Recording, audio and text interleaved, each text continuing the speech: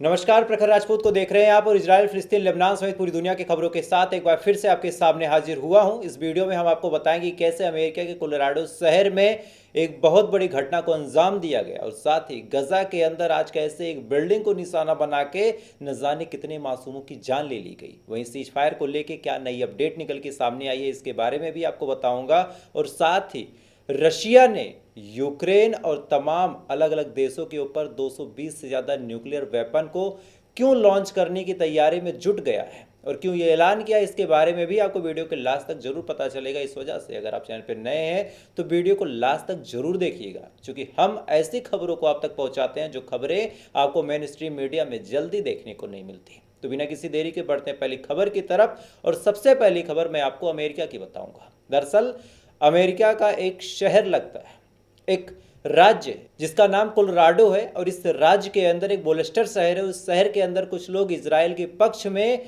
धरने दे रहे थे, प्रोटेस्ट कर रहे थे और साथ ही हमास को बुरा भला कहते हुए कह रहे थे कि हमास ने जितने लोग को बंधक बना के रखा है, जितने इजरायलियों को कैद करके रखा है, इन तमाम लोगों को हमास फौरन छोड़ दे। इस बात को लेकर ये लोग प्रोटेस्ट कर रहे थे, लेकिन इसी दौरान कुछ लोग आते हैं और आने के बाद इन लोगों के ऊपर बुरी तरीके से एक पेट्रोल बम से हमला करते हैं।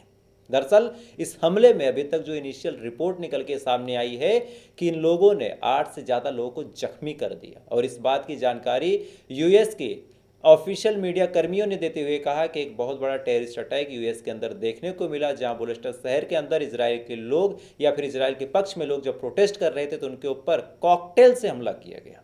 दरअसल ये जब कॉकटेल शब्द निकल के सामने आया तब लोग कंफ्यूज थे कि आखिर कॉकटेल क्या है, लेकिन आपके सुलभ संज्ञान के लिए बता दूं कि कॉकटेल बेसिकली हमारे आम भाषा में जिसको पेट्रोल बम कहा जाता है, जिसको देसी बम कहा जाता है, उसी को वहाँ पे कॉकटेल कहा जाता है। इसमें एक बोतल होती है, उसमें पेट्रोल होता है, कुछ खीलियाँ होती हैं, कुछ छर्रे होते हैं, ये तमाम चीज़ें होती हैं। इस बम से वहाँ पे हमला किया गया और हमला करने के बाद हमला करने वालों ने, मीडिया रिपोर्ट की अगर बात माने तो उन्होंने फ्री फिलिस्तीन के नारे भी लगाए। अब इस बात को लेके कई सारे लोगों के मन में खासा नाराजगी है, खासे लोग उग्र हैं और कह रहे हैं कि इस तरह का हमला यूएस के अंदर बर्दाश्त नहीं किया जाएगा। खैर, बढ़ते हैं अगली खबर की तरफ। इजराइल ने एक ऐसा डिफेंस सिस्टम इख्तियार कर लिया है जिसके बाद अब शायद इजराइल के लिए चीज़ें काफ़ी आसान होंगी। दरअसल आपको पता होगा कि लगातार यमन के हुतीज इजराइल के तेल अवीव एयरपोर्ट हो गया, चाहे अलग अलग और जगह हो गई, जो वहाँ का बेन गुरियन एयरपोर्ट है, इन तमाम जगहों पर लगातार मिसाइलें दाग रहे हैं। अब इस हमले के बाद क्या हुआ कि इजराइल के अंदर लोग डर गए, लोग पैनिक कर गए। कई सारे ऐसे प्लेन थे जिनको रद्द किया गया, कई सारी ऐसी जहाजें थी जो नहीं उड़ पाई। इस वजह से इजराइल में अच्छा खासा ये डर का माहौल था कि अगर सच में यमन से इतनी मिसाइलें आती हैं तो इजराइल के आर्मी डिफेंस सिस्टम जो है वो कैसे इस पर रिएक्ट करेंगे। अब इसी को लेके एक नया सिस्टम इख्तियार करने की घोषणा इजरायली आर्मी ने की है। दरअसल पत्रिका की रिपोर्ट की माने तो एक लेज़र डिफेंस सिस्टम है जो आने वाली मिसाइलों को लेज़र मार के गिरा देगा। हालांकि ये खबर कितनी सही है कितनी गलत है, चूंकि इजराइल के मामले में अक्सर प्रोपोगेंडा फैलाया ही जाता है, तो ऐसी खबरों को हम ज़्यादा एक्सेप्ट नहीं करते, लेकिन जो न्यूज़ बता रही है कि एक लेज़र सिस्टम बना है। खैर, अगली खबर का रुख करते हैं और सबसे अफसोसनाक खबर निकल के सामने आई गजा से। और ये खबरें आपको ज़्यादा मेन स्ट्रीम मीडिया में, खासकर हमारे देश की मीडिया में देखने को नहीं मिलता। कुछ लोकल अखबार है जैसे अमर उजाला, जो शायद उस लेवल पे अब नहीं रह गया, पहले बहुत अच्छे लेवल पे था लेकिन धीरे धीरे इसको तोड़ा गया, बर्बाद किया गया। लेकिन अमर उजाला में रिपोर्ट छपी कि आज एक घर के ऊपर, उस घर में औरतें थी, बच्चे थे, इन तमाम लोगों के ऊपर इजरायली डिफेंस फोर्स के लोग टूट पड़ते हैं, मिसाइलें दाग दी जाती हैं और इस हमले में 14 मासूमों की जान गई है। सवाल ये उठता है कि यूएस में इजराइल के पक्ष में लोग प्रोटेस्ट कर रहे थे, वहाँ पे जो हमला हुआ उसको लेके पूरी दुनिया खड़ी हो गई, पूरी दुनिया रोने लगी, चीखने लगी, कहने लगी कि अरे ये तो इंसानियत के खिलाफ है। लेकिन आप सोचिए कि इजराइल ने इस घर के ऊपर, जहाँ से औरतें थी, बच्चे थे, और ये आर्टिकल आपको हिंदी में दिख रहा होगा, ऐसा नहीं कि मैं कोई इंग्लिश में ट्रांसलेट करके आपको बता रहा हूँ, ये अमर उजाला की रिपोर्ट है जिसमें दावा किया गया कि एक बिल्डिंग के ऊपर हमला किया गया जिसमें 14 से ज़्यादा मासूम लोग थे। कई सारे ऐसे हैं जो घायल हैं, हो सकता है जब तक ये रिपोर्ट आप तक पहुँचे तब तक उनकी भी जान चली जाए। 14 से ज़्यादा लोगों को मार दिया। क्या गलती थी इनकी, क्या कसूर था, कौन जवाब देगा। खैर, अगली खबर का रुख करते हैं और अगली खबर निकल के सामने आई है इस्तांबुल से। दरअसल लगातार रशिया और यूक्रेन की लड़ाई के बीच इस्तांबुल के अंदर मीटिंग चल रही थी। यूक्रेन की तरफ से भी यूक्रेन के लोग पक्ष रखने आए थे, रशिया की तरफ से भी रशिया का पक्ष रखा जा रहा था और इसी दौरान काफ़ी उग्र हमले यूक्रेन ने रशिया के ऊपर किए भी थे। अब क्या हुआ कि जब सीज फायर की बात करने के लिए तुर्की, जिसको आम भाषा में टर्की कहा जाता है, जब टर्की पहुंचता है नेगोशिएशन करने, बातचीत करवाने इस्तांबुल के अंदर, तो लोग हैरान भी थे। सबसे पहला सवाल तो यही निकल के सामने आया कि भाई साहब, आप अपने बगल में गाजा और फिलिस्तीन और इजराइल के बीच में कुछ नहीं करवाते, यहाँ आप उतने दूर का मामला, रशिया और यूक्रेन का मामला सॉल्व करवाने पहुंच गए। खैर, जब मीटिंग हुई तो इस मीटिंग में दो पक्षीय बातचीत हुई। रशिया ने अपना पक्ष रखा, साथ ही यूक्रेन ने अपना पक्ष रखा। इस फैसले में, अहम बैठक में जो ऐलान हुआ, इस पूरे ऐलान में 6000 से ज़्यादा लाशों को बदलने का फैसला किया गया। सबसे पहला फैसला, आप सोचिए, रशिया और यूक्रेन की इस लड़ाई में 6000 से ज़्यादा लोग मारे गए हैं। मारे तो कितने गए उसका कोई आंकड़ा ही नहीं है, लेकिन 6000 ऐसे लोग हैं, 6000 ऐसे सिपाही हैं जिनकी लाशें एक दूसरे के पास हैं।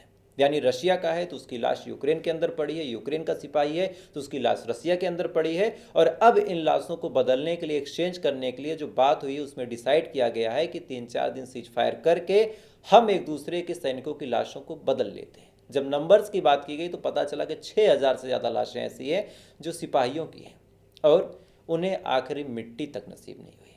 हालांकि रशिया के खिलाफ यूक्रेन ने कहा कि हम परमानेंट सीज फायर की डिमांड रखते हैं, लेकिन रशिया ने इसको इनकार कर दिया। रशिया ने कहा कि जिस हिसाब से आपने परसों हमारे ऊपर हमला किया है, जब तक हम इसका बदला नहीं ले लेंगे, हम चैन से नहीं बैठेंगे। इसी के बाद मॉस्को के अंदर बाकायदा एक हाई लेवल मीटिंग की गई और इस मीटिंग में यह डिसाइड किया गया कि सबसे पहले जो न्यूक्लियर वेपन है, इनको हाई अलर्ट पे रखा जाए। कहीं से भी कोई हमला हो, अब शायद लड़ाई और पूरा मामला न्यूक्लियर तक पहुंच गया है। अब न्यूक्लियर तक पहुंच गया तो बात क्या होगी, ये अब बखूबी जानते हैं। खैर, बढ़ते हैं अगली खबर की तरफ। ईरान से एक ऐसी खबर निकल के सामने आई जिस खबर ने पूरे मिडिल ईस्ट की हवा बदलने का काम किया। दरअसल ईरान अब न्यूक्लियर वेपन के सबसे करीब पहुंच चुका है। बहुत ज़्यादा तादाद में यूरेनियम को ईरान जुटा चुका है और बहुत जल्द अब न्यूक्लियर टेस्ट ईरान कर सकता है। अब ये खबर अगर आप सुनते हैं तो सुनने के बाद आपके दिमाग में दो चीज़ें आएंगी। सबसे पहली बात तो ये खबर इजराइल के पैरों तले ज़मीन खिसका देगी, क्योंकि ईरान का न्यूक्लियर वेपन बना लेना अपने आप में ये बात प्रूव करता है कि अब मिडिल ईस्ट में पावर बैलेंस होगी। क्योंकि जो लड़ाई होती हमेशा कमज़ोर और मजबूत के बीच ही होती है। जब दोनों ताकतवर देश बन जाते हैं, जब दोनों के पास न्यूक्लियर वेपन होगा, तब लड़ाई ज़्यादा दिन नहीं चलती। और ईरान का न्यूक्लियर वेपन बनाने के करीब जाना दो चीज़ों की तरफ साफ साफ इशारा करता है। या तो इजराइल अब शांति से बैठ जाएगा, या फिर इजराइल पागलों की तरह ईरान के ऊपर, उसके न्यूक्लियर फैसिलिटीज़ के ऊपर एयर स्ट्राइक करेगा। और अगर ऐसा होता है तो ईरान के साथ कौन खड़ा होगा या फिर ईरान कैसे रिएक्ट करेगा, ये चीज़ें देखने लायक होगी। खैर, अगली खबर का रुख करते हैं और अगली खबर वाइडन के ही मंत्रालय से निकल के सामने है। दरअसल वाइडन के मंत्रालय में एक शख्स हैं जिन्होंने अपना इंटरव्यू दिया और उन्होंने बयान दिया, और ये बयान बड़ा अजीब है। इस बयान को सुनने के बाद आप चौंक जाएंगे, क्योंकि इस बयान में इन्होंने कहा कि ऐसा है, इजराइल जो कर रहा है ये पूरी तरीके से गलत है, जीनोसाइड है, नरसंहार, ये बात हम जानते थे, लेकिन तब बोलने की हिम्मत नहीं जुटा पाए। आप सोचिए जरा, वाइडेन की जब सरकार थी तब ये बंदा उसमें मंत्री था, व्हाइट हाउस में इसकी ड्यूटी तक लगी थी, उस दौरान ये बंदा खामोश था। लेकिन अब चूंकि जब सत्ता से बाहर हो गए, ट्रम्प सत्ता में आ गए, तब ये अपना मुंह खोलते हुए कह रहा कि वाइडेन चाहता तो ये जंग रोक देता, लेकिन उसने भर भर के हथियार इजराइल को दिए, भर भर के हथियार। और ये बात बाकायदा इसने खुद ऑफिशियल इंटरव्यू में कहा। क्लिप्स चाहूँगा कि आप देखें, इस वजह से छोटी बहुत क्लिप्स आपके सामने लगा भी दूंगा। आप सोच के देखिए कि जब ये सत्ता में थे तब इन्होंने अपना मुंह नहीं खोला, इन्होंने एक शब्द नहीं कहा, तब इन्होंने कहा कि नहीं इजराइल सही कर रहा। अब ये सत्ता से बाहर हैं, तब इनको लग रहा कि नहीं यार, इजराइल गलत तो था, लेकिन उस टाइम हमने गलत का साथ दिया। खैर, अब क्या ही बोले। वहीं एक खबर निकल के सामने आई, फ्रांस के फॉरेन मिनिस्टर ने एक बड़ा ऐलान करते हुए कहा कि ये जो रशिया कर रहा है और साथ ही जो इजराइल कर रहा है, ये दोनों ही कॉलोनियल वार कर रहे हैं। यानी शांति के साथ न रह के ये लोग जानबूझ के ऐसे काम कर रहे हैं जिससे पूरी दुनिया में अशांति हो। ये सबको मार के ही सुखी रहना चाहते हैं। इस बात का ऐलान फ्रांस के फॉरेन मिनिस्टर ने किया। अब इस ऐलान का क्या मतलब है? देखिए, फ्रांस तो आजकल लगातार इजराइल के खिलाफ बोल ही रहा है, लेकिन रशिया के खिलाफ बोलने का क्या सेंस बना? क्या रशिया अपने हथियारों को बेच रहा है, इस वजह से ये बोल रहे हैं, या फिर कोई और बात है? ये आप कमेंट में बताइएगा। लेकिन आज मिडिल ईस्ट की सबसे बड़ी खबर ये है कि जिस सीज फायर को लेकर कयास लगाया जा रहा था, वो सीज फायर को ठंडे बस्ते में डाल दिया गया। इजराइल लगातार अपने हमलों को तेज कर रहा है। आज फिर एक घर के अंदर हमला किया जिसमें 14 से ज़्यादा मजलूम मारे गए। पिछले 24 घंटों की अगर बात करें तो 51 से ज़्यादा लोग मारे गए, अल जजीरा की रिपोर्ट है। और साथ ही 400 से 500 लोग घायल हुए हैं। रिपोर्ट्स तो यहाँ तक दावा कर रहे हैं, अल जजीरा की रिपोर्ट अगर आपको बताऊं तो इजराइल एक ऐसा प्लान बना रहा है जिसमें सबसे पहले इजराइल गाजा के लोगों को भूखा रखता है। भूखा रखने के बाद उनको 2-3 दिन बाद मदद के लिए एक ट्रक भेजता है। जैसे ही वो लोग वापस आते हैं ट्रक के पास इस उम्मीद में कटोरा लेके कि शायद मुझे कुछ मिल जाए, खाना मिल जाए मुझे, उसी समय उन लोगों पे फायर किया जाता है। क्यों किया जाता है? ताकि ये लोग भूख से भी मरे और भूख से मरने के बाद गोली से मरे। और ये बात बड़े बड़े न्यूज़ आर्टिकल में आज पब्लिश हो रहे हैं। हालांकि हर देश की मेन स्ट्रीम मीडिया इस बात को ढक रही है क्योंकि अमेरिका का इतना प्रेशर है।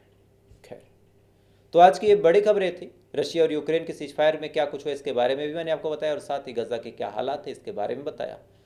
और थोड़ी देर बाद कुछ बड़ी खबरें भी आने वाली हैं, उन खबरों पर नज़र गड़ा के बैठा हूँ। और थोड़ी देर बाद जैसे वो खबरें क्लियर हो जाएंगी, हालांकि अपडेट आ चुकी है लेकिन कंफर्मेशन का वेट कर रहा हूँ, जैसे वो खबरें पुष्ट हो जाएंगी सबसे पहले आप तक पहुँचाऊँगा। इस वजह से अगर आप चाहें तो वीडियो को लाइक कर लें, चैनल को सब्सक्राइब कर लें, ताकि जब भी मैं खबरें लाऊँ सबसे पहले आप तक पहुँचे। बाकी थोड़ी देर बाद फिर मुलाकात होगी इजराइल, फिलिस्तीन, लेबनान समेत पूरी दुनिया की खबरों के साथ। अब तक अच्छे रहिए, खुश रहिए, ऊपर वाला हिफाजत करें।